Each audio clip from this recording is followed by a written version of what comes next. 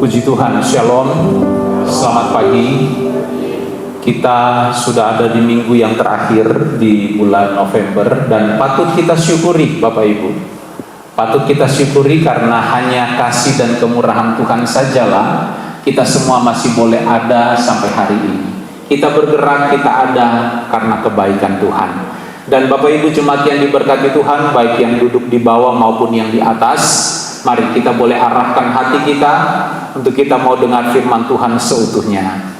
Masih dalam subtema yang sama, yaitu menjawab suatu pertanyaan, jika kita atau saudara dan saya masih boleh Tuhan izinkan hidup hari ini, ada apa? Jika saudara dan saya masih Tuhan izinkan dan luaskan bergerak, beraktivitas, hidup dan menikmati segala yang baik hari ini, alasannya kenapa? Sedikit mengingat kembali tema-tema yang kita sudah atau hal yang kita sudah bahas di sepanjang bulan ini sejak awal pertama dalam menjawab pertanyaan ini. Jika kita hidup sampai hari ini karena Tuhan belum selesai proses kita. Jika kita masih hidup hari ini karena sebagai ciptaan Tuhan, kita manusia, Tuhan rindu melihat setiap ciptaannya hidup di dalam memuji dan menyembah Tuhan. Jika kita hidup hari ini, kenapa? Karena Tuhan tidak pernah merancangkan di kebinasaan, tetapi Tuhan sangat rindu menantikan atau mau melihat pertobatan setiap kita. Karena Tuhan tidak rindu kita binasa. Dan hari ini masih dalam persoalan atau pertanyaan yang sama. Jika Tuhan masih boleh izinkan kita hidup, kenapa? Bapak Ibu jemaat yang diberkati Tuhan, saya ajak saudara lihat beberapa ayat di dalam Lukas pasalnya yang kedua.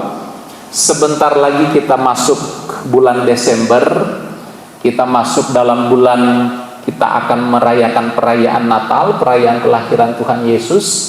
Dan ayat ini seringkali disampaikan di dalam momen-momen di mana seluruh orang Kristen memperingati dan merayakan kelahiran Kristus. Lukas pasal 2, Bapak Ibu, saya ajak saudara lihat beberapa ayat di dalam Lukas pasal 2, ayatnya yang ke-25. Mulai dari ayat 25 dan 26. Saudara perhatikan ayat ini. Demikian firman Tuhan. Adalah di Yerusalem seorang bernama Simeon. Ia seorang yang benar dan saleh, yang menantikan penghiburan bagi Israel.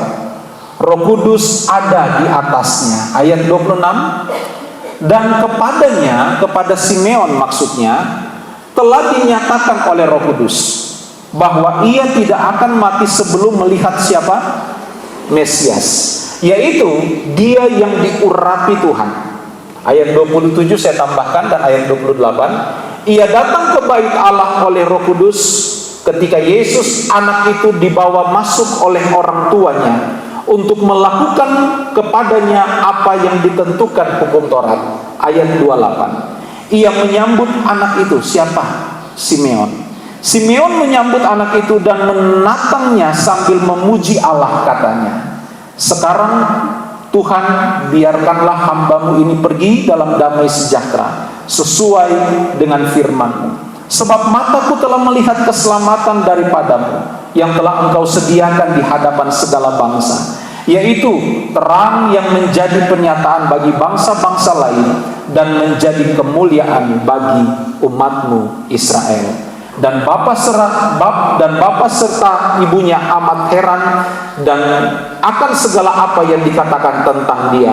Lalu Simeon memberkati mereka dan berkata kepada Maria ibu anak itu, sesungguhnya anak ini ditentukan untuk menjatuhkan atau membangkitkan banyak orang dari orang Israel, dan untuk menjadi suatu tanda menimbulkan perbantahan, dan suatu pedang akan menembus jiwamu sendiri, supaya menjadi nyata pikiran hati banyak orang. dan seterusnya, dan seterusnya. Bapak Ibu jemaat yang diberkati Tuhan, singkatnya peristiwa cerita dalam Lukas pasal 2 yang kita barusan baca, ada suatu cerita tentang Simeon.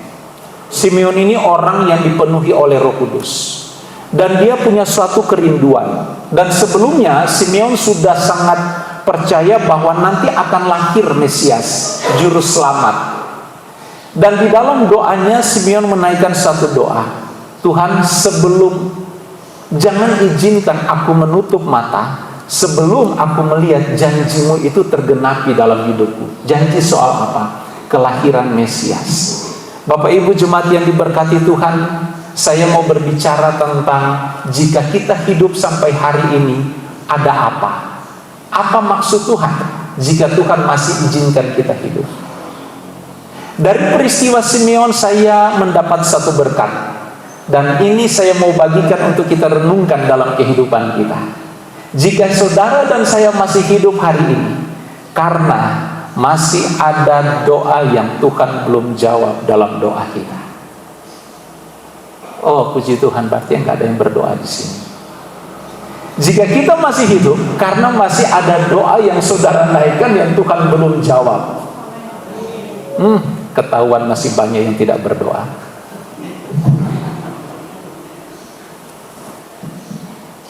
Orang kalau banyak doa dan doanya banyak yang tidak dijawab, ketika mendengar pernyataan ini, dia pasti akan ngomong amin. Jika kita masih hidup sampai hari ini, itu berarti masih ada doa saudara yang belum dijawab oleh Tuhan. Terpaksa.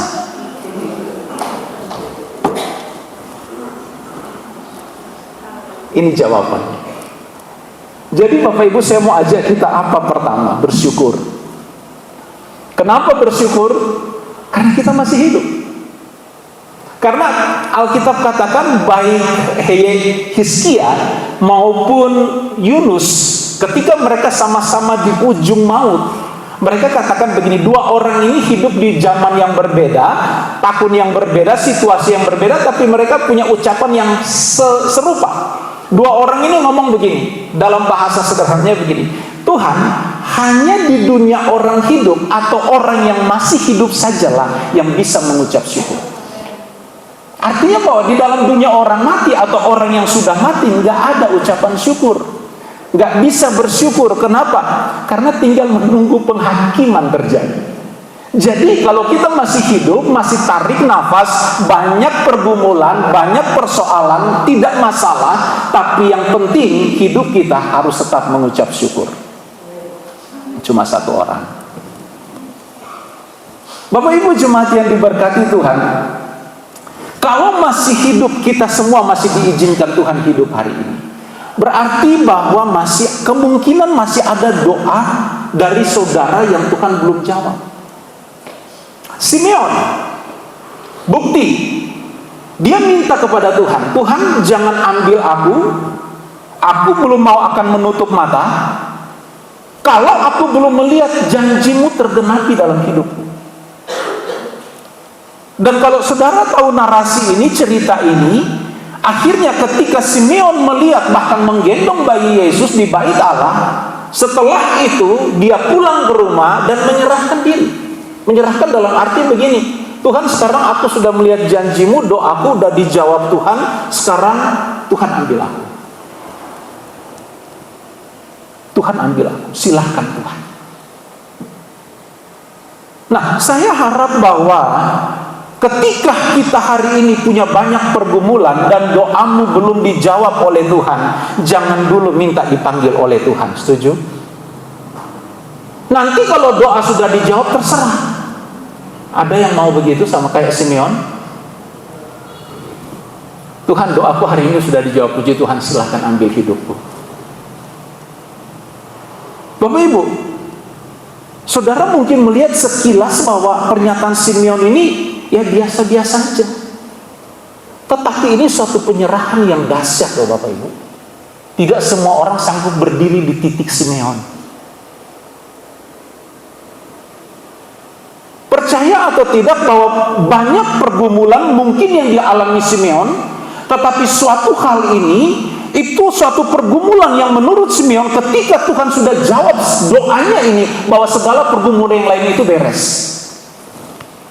Yaitu apa? Melihat janji Tuhan tergenapi dalam hidupnya.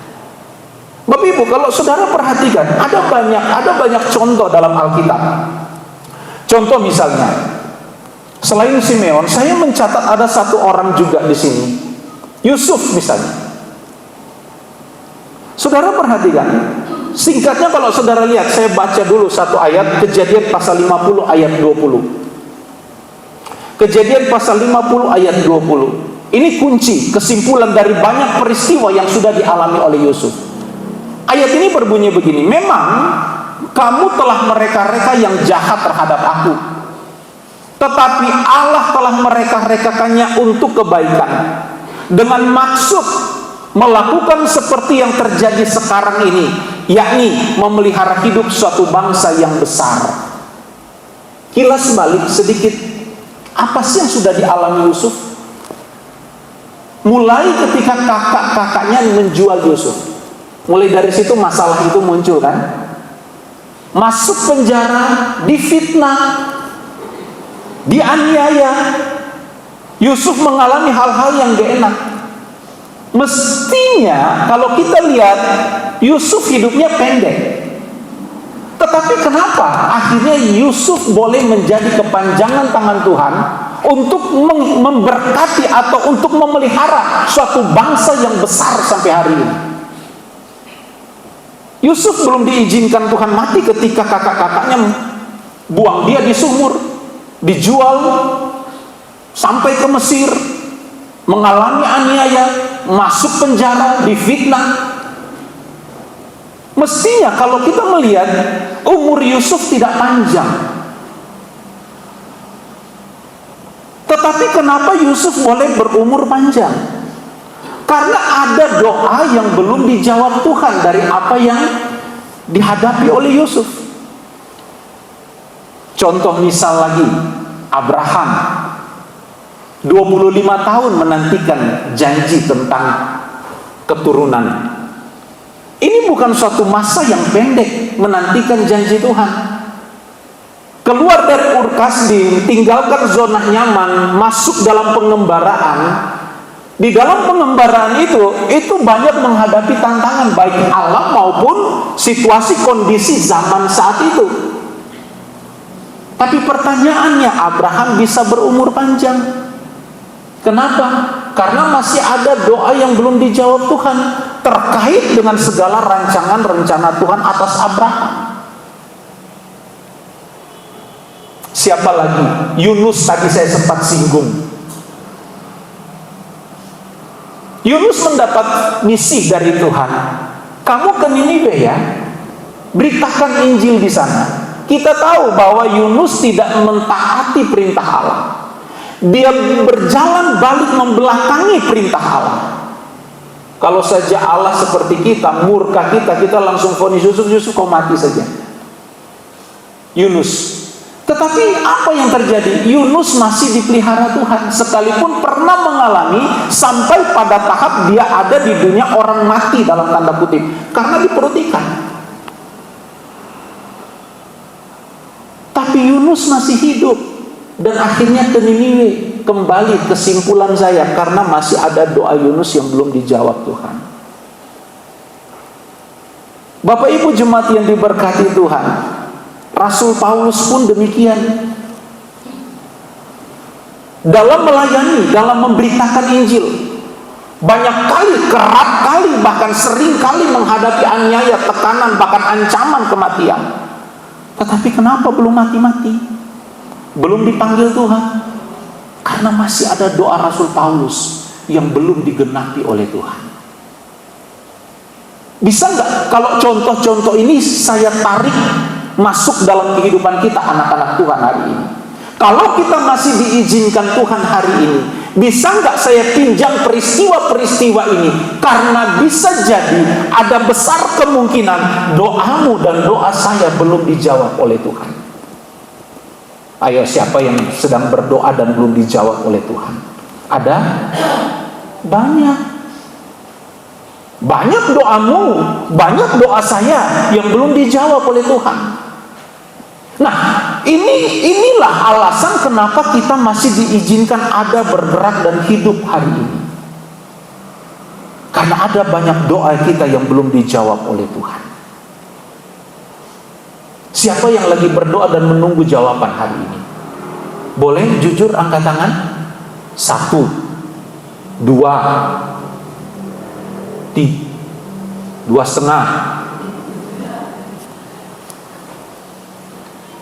Kalau saudara tanya, Om ada nggak? Banyak Bapak Ibu. Mau saya tunjukkan listnya? Banyak. Contoh, saya masih berdoa menunggu melihat anak-anak dari anak-anak saya. Wajar nggak itu? Dia pikir apa? Wajar nggak itu sebagai orang tua? Wajar dong. Wajar dong. Siapa bilang nggak wajar? Saya masih mau melihat anak-anak saya diberkati di dalam apapun yang Tuhan percayakan buat mereka. Wajar dong orang tua punya doa seperti itu. Saya masih berdoa, Tuhan berkati pasangan hidup saya supaya dia tetap setia mendampingi saya baik susah maupun senang. Wajar dong. Tuhan, saya berdoa, Tuhan berkati jemaat Tuhan yang masih bergumul dalam banyak pergumulan. Tuhan pulihkan sehat kuat mereka, pulihkan ekonomi, pulihkan. Wajar dong. Ini doa-doa yang ada yang sudah dijawab, ada yang masih dalam tahap antrian menunggu jawaban Tuhan. Iya, masih banyak Bapak Ibu. Makanya saya pinjam peristiwa Simeon. Saya minta izin, Tuhan bisa nggak saya pinjam peristiwa Simeon untuk saya? Jangan dulu panggil saya kalau Tuhan belum jawab doa-doa itu. Bisa nggak kalau saya pinjam itu? Oh bisa. Karena Simeon pun orang biasa kok. Dia orang yang dipenuhi Roh Kudus. Saya pun dipenuhi Roh Kudus. Saya punya Tuhan yang sama dengan Tuhan yang disembah oleh Simeon. Sama. Jadi tidak berlebihan, tidak salah. Kalaupun saya minta izin Tuhan, biarkan saya hidup lebih lama. Karena saya mau melihat jawaban atas doa-doa yang sedang saya doakan hari ini. Wajar. Tidak salah. Dan ini yang saya simpulkan dari tema kita hari ini. Kalau kita masih diizinkan Tuhan hidup, mungkin masih ada doa saudara yang belum dijawab oleh Tuhan, masih dalam tahap antrian menunggu jawaban dari Tuhan. Siapa yang percaya bahwa doanya masih dalam tahap antrian? Nomor berapa? Kita nggak tahu nomornya berapa. Tapi persoalan yang saya coba bangun begini Bapak Ibu, tentang doa. Ada doa yang sudah dijawab. Siapa yang doanya sudah dijawab? Banyak ya. Saya beberapa hari lalu berdoa, Tuhan saya lagi lemah tubuh, Tuhan saya lagi batuk pilek, Tuhan pulihkan dan sembuhkan. Tuhan sembuhkan. Dengan cara apa? Tuhan kasih hikmat. Apa? Istirahat sedikit, minum inbos. Tuhan kasih hikmat kan? Konsultasi dengan orang yang tahu soal kesehatan, akhirnya saya sembuh. Enggak melulu harus mujizat terjadi. Doa itu kadang-kadang bisa melalui proses, bisa melalui cara mujizat, bisa mau-maunya Tuhan mau jawab doa kita dalam seperti apa bentuknya, terserah Tuhan. Itu bagian Tuhan. Bagian kita berdoa dengan sungguh-sungguh. Itu bagian kita.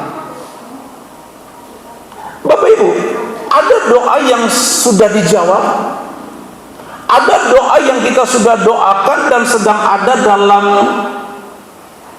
masa menanti.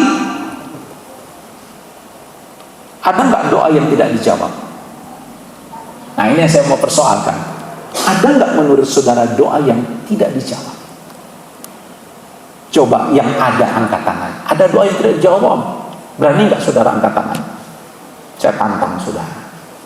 Ada? Kalau saudara bilang ada, Doa yang seperti apa yang tidak dijawab Tuhan? Ayo. Doa yang seperti apa yang tidak dijawab Tuhan? Hah? Kok saudara tahu? Kalau saudara tahu bahwa doa itu tidak dijawab Tuhan, ngapain saudara doakan? Bapak, ini pertanyaan yang susah-susah gampang dijawab. Ada doa yang tidak dijawab oleh Tuhan? Ada. Contohnya apa? Contoh doa yang tidak Tuhan jawab apa? Saya bawa satu ayat. Saudara lihat ini. 1 Yohanes pasal 5. Kita lihat jawabannya. 1 Yohanes pasalnya yang kelima. Ayatnya yang ke-14. Dan mari kita sama-sama baca ayat ini, supaya jadi catatan buat kita. Kita baca sama-sama. 2, 3. Dan inilah keberanian percaya kita kepadanya, yaitu bahwa Ia mengabulkan doa kita jikalau kita meminta sesuatu kepadanya. Kita minta sesuatu kepadanya. Kita minta sesuatu kepadanya. Artinya begini, jika tidak sesuai apa yang menjadi keinginan Tuhan, doa itu tidak dijawab. Nah, kita bongkar lagi, persoalkan lagi, apa sih keinginan Tuhan? Iya kan? Apa saja sih keinginan Tuhan itu? Keinginan Tuhan, Tuhan mau rindu jemaatnya itu memuji dan menyembah Tuhan. Kita sudah bahaskan. Keinginan Tuhan adalah hidup kita adalah hidup yang kudus, suci, dan berkenan bagi Tuhan. Itu keinginan Tuhan. Jadi dalam posisi hidup kita tidak suci dan tidak kudus, tidak dengar-dengaran, tidak mau hidup di dalam Tuhan, selanjutnya doa kita dijawab Tuhan enggak? Kalau kita bertolak dari ayat ini, ya kan? Doa yang dijawab Tuhan adalah doa yang sesuai dengan kehendaknya. Nah, Bapak Ibu, persoalannya gini, bisa nggak kita tahu kehendak Tuhan kalau kita nggak hidup di dalam Tuhan? Saudara bisa tahu nggak hati saya kalau saudara nggak dekat dengan saya? Atau mana mungkin saya bisa tahu hati saudara jemaat kalau saya nggak interaktif dekat dengan saudara? Nggak mungkin. Bapak Ibu jemaat yang diberkati, kayaknya ayat ini terlalu apa adanya, tegas. Tetapi apa boleh buat, seperti inilah yang firman Tuhan sampaikan. Ada ternyata doa yang tidak dijawab Tuhan, yaitu doa yang tidak sesuai dengan apa yang Tuhan inginkan. Apakah Tuhan tidak tahu keadaan kita? Tahulah. Karena begini Bapak Ibu, saya punya suatu pemahaman, akhirnya saya temukan suatu pemahaman begini. Ketika kita berdoa, doa itu tidak kunjung dijawab oleh Tuhan. Doa itu masih ada dalam proses menunggu. Nah, di dalam proses kita menunggu doa ini, saya punya pemahaman begini, bisa jadi Tuhan sedang melihat kita. Apa yang kita doakan sesuai nggak dengan keinginan Tuhan? Satu, bisa jadi. Dan yang kedua, ketika doa itu belum dijawab oleh Tuhan, bisa jadi bahwa di situ Tuhan sedang mau menemukan apa sih motif kita berdoa, apa yang menjadi motif kita meminta suatu hal ini dinyatakan oleh Tuhan. Apa motif kita? Ingat, Allah kita adalah Allah yang Maha Tahu. Dia tentu tahu motivasi kita dalam kita menyampaikan segala doa dan pergumulan, permohonan kita. Allah tahu sampai kedalaman hati. Jadi kalau ada doa yang belum dijawab karena posisi Allah yang Maha Tahu, sekarang kembali kepada persoalan hidup kita. Ketika doa kita naikkan, sudah berbulan-bulan tidak dijawab oleh Tuhan, sekarang duduk diam, cari tahu motivasi kita tentang doa yang kita naikkan. Tuhan, kok doaku lama ya?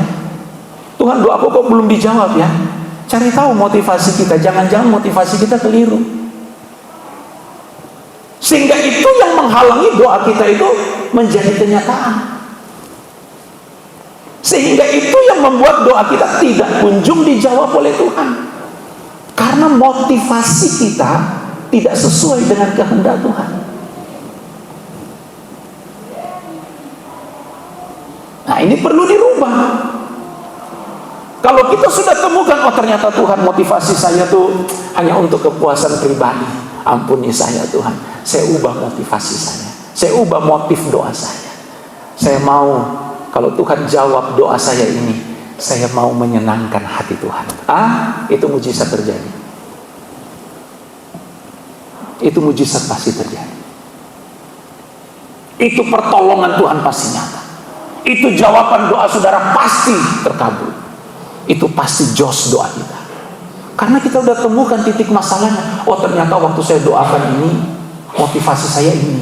Ternyata motivasi ini Tuhan tidak kehendaki. Karena kita harus mensejajarkan motivasi kita dengan apa yang Tuhan inginkan. Kan jawabannya ini kan.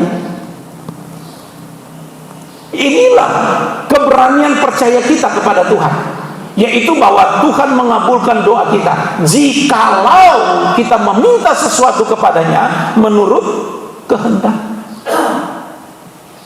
Kalau kita bertolak dari konteks ayat ini. Jadi di sini perlu kepekaan dalam hidup kita. Cari tahu motivasi tujuan kita berdoa untuk apa ini? Untuk kepentingan kita, untuk kesenangan kita, untuk mau hanya mau terlepas dari beban, dan setelah beban itu lepas hidup lagi seperti hidup yang tidak pernah mengenal Tuhan. Banyak orang Kristen main-main seperti itu. Ingin dipulihkan, setelah pulih hidup sesukanya dia lagi. Banyak orang Kristen main-main soal itu. Nah, Bapak Ibu jemaat yang diberkati Tuhan, ada nggak doa yang nggak dijawab? Ada, jawabannya ada. Kalau doa itu tidak sesuai dengan apa yang Tuhan inginkan. Pertanyaannya mungkin begini, tapi bagaimana kalau doa itu sudah sesuai dengan keinginan Tuhan? Bagaimana kalau doa yang kita sudah naikkan itu sudah sesuai dengan keinginan Tuhan? Saya sudah check and recheck, saya sudah introspeksi diri, saya sudah cari tahu motivasi saya, dan saya pastikan bahwa doa saya sesuai dengan keinginan Tuhan. Tetapi kenapa belum dijawab oleh Tuhan? Ada nggak dalam Alkitab orang yang sudah berdoa sesuai dengan keinginan Tuhan, sesuai dengan kehendaknya, tapi Tuhan tidak kunjung mengangkat beban persoalan dari orang yang mendoakan? Ada nggak? Contohnya ada nggak? Karena sudah sesuai dengan keinginan Tuhan. Tuhan, pakai saya Tuhan, jadi Allah Tuhan, pakai saya Tuhan untuk jadi kemuliaan bagi nama-Mu. Tetapi doa orang ini nggak dijawab-jawab oleh Tuhan. Ada satu orang, saudara nanti bisa temukan, ada mungkin yang lain, tapi saya temukan baru satu orang. Rasul Paulus ngomong gini, coba saudara buka ayatnya. Aduh, kita bicara soal doa akhirnya. Saya nggak tahu, saya mau bicara soal kenapa kita masih ada sampai hari ini. Akhirnya kita panjang di doa. 2 Korintus pasal 12, saya nggak tahu maksud Tuhan apa. 2 Korintus pasal 12 ayat 7, kita mulai dari ayat 7. Saudara perhatikan. Dan supaya aku jangan meninggikan diri karena pernyataan-pernyataan yang luar biasa itu, maka aku diberi suatu duri dalam dagingku, yaitu seorang utusan iblis untuk menggocok aku, supaya aku jangan meninggikan diri. Coba tambah satu ayat 8. Tentang hal itu aku sudah berapa kali? 3 kali berseru kepada Tuhan supaya utusan iblis itu mundur daripadaku. Ayat 9. Tetapi jawaban Tuhan kepadaku, cukuplah kasih karuniaku bagimu, sebab justru dalam kelemahan kuasaku menjadi sempurna. Sebab itu terlebih suka aku bermegah atas kelemahanku, supaya kuasa Kristus turun menaungi aku, seterusnya dan seterusnya. Kesimpulannya, ada penghalang dalam pelayanan Paulus. Ada yang menghalangi pelayanan Paulus. Paulus sudah berdoa 3 kali. Kata 3 kali di situ ada banyak penafsir, ada beberapa penafsiran. Benar-benar hanya 3 kali, atau kata 3 dalam perspektif orang Yahudi, ilmu gematria itu berbicara tentang kesempurnaan. Artinya Paulus sudah berdoa sesungguh-sungguhnya dalam posisi kekudusan hidup, dalam posisi yang memuliakan dan mengagungkan Tuhan. Paulus sudah bertekuk lutut berdoa dengan sungguh-sungguh supaya Tuhan halau utusan iblis yang menghalangi pekerjaan Tuhan. Tapi Tuhan bilang cukup, biar itu ada di dalam diri, biar itu menjadi duri dalam daging. Kalau dalam teks asli bukan duri dalam daging, tetapi duri bagi dagingmu. Paulus sudah berdoa sesuai dengan keinginan Tuhan. Paulus yakin, ini kan soal pelayanan ini. Oh, pasti Tuhan jawab doa saya. 1 kali berdoa belum dijawab, 2 kali berdoa belum dijawab, 3 kali berdoa tidak ada jawaban. Akhirnya jawaban Tuhan datang begini, Paulus cukup sudah, biar saja ini terus ada dalam dagingmu, biar ini terus ada. Artinya apa Bapak Ibu? Saudara sudah berdoa, kita udah berdoa, sungguh-sungguh berdoa, minta Tuhan halau, minta Tuhan angkat masalah, minta Tuhan sembuhkan kita, minta Tuhan pulihkan kita. Tapi itu terus ada dalam hidup kita. Kita harus lihat dari sudut pandang seperti yang dipandang oleh Paulus. Bisa jadi Tuhan izinkan itu tetap ada, karena Tuhan tahu mungkin kalau Tuhan angkat masalah ini, kita lupa Tuhan. Mungkin kita jadi sombong, kita jadi tinggi hati, kita jadi besar. Karena Paulus sebelumnya, kalau saudara lihat ayat-ayat sebelumnya, Paulus mengalami sepak terjang kedahsyatan campur tangan Tuhan, mujizat Tuhan nyata dalam pelayanan. Tapi untuk satu ini Tuhan bilang, cukup, kasih karunia-Ku bagimu, biar ini terus ada dalam dirimu, sebagai pengingat. Jadi duri dalam daging atau duri bagi daging ini sebagai alat kontrolnya Tuhan bagi Paulus. Jangan sampai ketika duri ini diangkat oleh Tuhan, Paulus lupa diri. Tuhan Maha tahu kan? Jadi Tuhan biarkan itu ada, sehingga Paulus terus berdoa, Paulus terus rendah hati, Paulus terus mengandalkan Tuhan. Jadi kalau hari ini doa kita belum dijawab, kita sudah yakin bahwa ini sesuai dengan keinginan Tuhan, tapi masih ada aja doanya, bisa jadi Tuhan sedang mau melihat bahwa biarkan ini tetap ada, supaya kamu tetap setia dan taat berdoa dan mengandalkan Aku. Jadi duri dalam daging atau duri bagi daging Paulus itu merupakan satu alat cegah, cara Allah mencegah Paulus supaya Paulus tidak besar kepala. Bapak Ibu, jadi jangan cepat salahkan Tuhan kalau doa kita nggak dijawab. Tuhan punya maksud yang lebih sempurna dan perfect ketimbang kita hari-hari. Bapak Ibu jemaat yang diberkati, mari kita cek and recheck hidup kita kalau ada doa kita belum dijawab hari ini. Jadi Bapak Ibu jemaat yang diberkati, nantilah kalau saudara pertanyakan soal duri dalam daging, saya bisa jawab selepas ibadah atau kita sedang duduk santai, kita bisa bahas hal ini. Jadi kalau kita masih hidup hari ini, bisa jadi ada doa kita yang belum dijawab oleh Tuhan. Dan soal doa itu urusan kita. Artinya begini, kalau ada doa yang belum dijawab, duduk diam, cari tahu pertama motivasi kita apa sih? Apa sih tujuan kita berdoa supaya Tuhan pulihkan kita, Tuhan pulihkan ekonomi, pulihkan kesehatan, pulihkan ini dan itu, angkat ini dan angkat itu, luputkan ini dan luputkan itu. Banyak kan doa kita. Kita harus bisa membenahi semua itu. Kenapa sampai hari ini doa itu belum dijawab? Tentu ada alasan Tuhan, tentu ada maksud Tuhan dari semua itu. Dan jangan jadi seperti kebanyakan orang Kristen di luar yang saya pernah temui, kecewa dan tinggalkan Tuhan karena alasannya simpel, Tuhan lambat jawab doa saya. Siapa lu? Atur-atur Tuhan, atur diri kita. Kenapa doa itu belum dijawab? Nah, saya harap bahwa ketika kita dicerahkan hari ini, melihat situasi keberadaan apa yang kita sudah bahas hari ini, kita memiliki suatu pemahaman tentang doa. pengertian tentang doa. Jadi Bapak Ibu jemaat, hari ini saya mau katakan satu hal yang sederhana. Jika kita masih hidup hari ini, karena Tuhan belum jawab doa, dan mari kita persoalkan doa kita yang belum dijawab oleh Tuhan. Persoalannya motif kita. Dan kalau motif kita udah benar dan doa itu belum kunjung juga dijawab oleh Tuhan, berarti masih ada hal yang masih ada tujuan Tuhan untuk Tuhan menggenapi hal-halnya, tujuannya dalam kehidupan kita. Sekali lagi Bapak Ibu, selepas kita kembali ke rumah kita hari ini, ke tempat kita kembali beraktivitas, melakukan segala sesuatu. Di sepanjang hari, sebentar lagi akhir tahun ya, mau selesai tahun ini.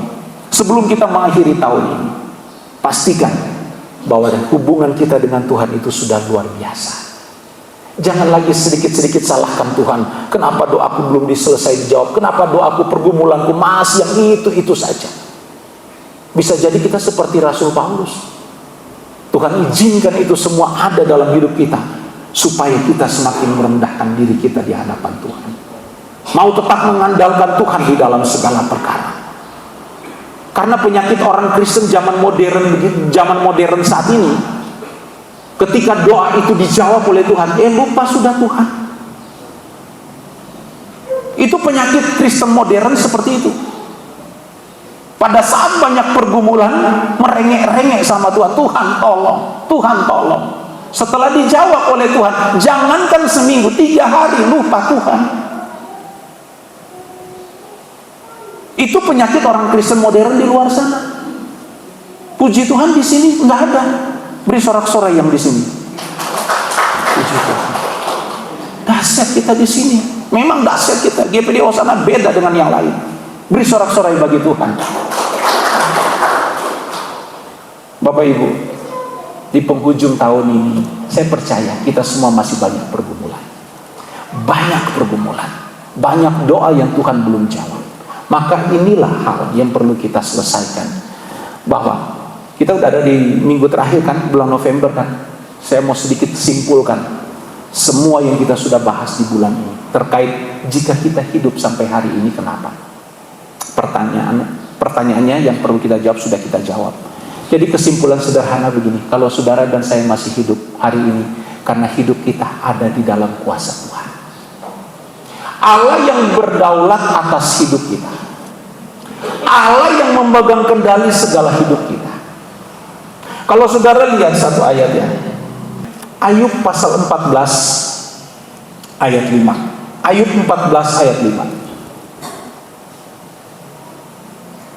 Ayub 14 ayat 5. Kita baca sama-sama. 2, 3. Jikalau hari-harinya sudah pasti dan jumlah bulannya sudah tentu padamu, dan batas-batasnya sudah kau tetapkan, sehingga tidak dapat dilangkahinya. Saya baca dalam satu terjemahan bahasa Indonesia atau firman Allah yang hidup. Kalimat ini berbunyi begini, Bapak Ibu. Karena engkau telah menetapkan batas hidup manusia, jika jumlah hari dan bulan sudah di tanganmu, tidak seorang pun yang dapat melampauinya. Artinya begini, hidup kita ada dalam kedaulatan Allah. Tuhan yang mengatur segenap hidup kita. Kesimpulan sederhana, jika kita masih begini, perlu kita syukuri. Perlu kita syukuri dengan syukur yang besar bagi Tuhan. Karena Tuhan masih beri kita nafas hari ini. Tuhan masih beri kita kesempatan untuk bergerak. Dan kita kembalikan hidup kita untuk menyenangkan hati Tuhan. Jadi kalau kita masih hidup, karena hidup kita ada dalam kedaulatan Tuhan. Kalau kita masih hidup, saya tambahkan satu poin ya. Kalau tadi karena ada doa yang belum dijawab, dan yang berikut, karena kita bisa dipakai Tuhan untuk mendoakan orang lain. Boleh setuju nggak dengan ini? Siapa yang nggak mendoakan papa mama? Coba yang masih punya papa mama, anak-anak yang masih punya papa mama. Saya masih doakan mama saya karena dia masih ada. Baik mama saya maupun mama mertua masih ada. Dimanapun mereka, saya berdoa. Berdoa juga buat adik-adik saya dalam keluarga mereka masing-masing. Berdoa buat jemaat. Saya mendoakan orang lain kan. Jadi kalau Tuhan masih kita izinkan kita hidup, karena Tuhan mau lihat kita menjadi pendoa buat mereka. Siapa yang berdoa buat orang lain? Coba. 1, 2, 3, 4, 5. Wih, puji Tuhan semua.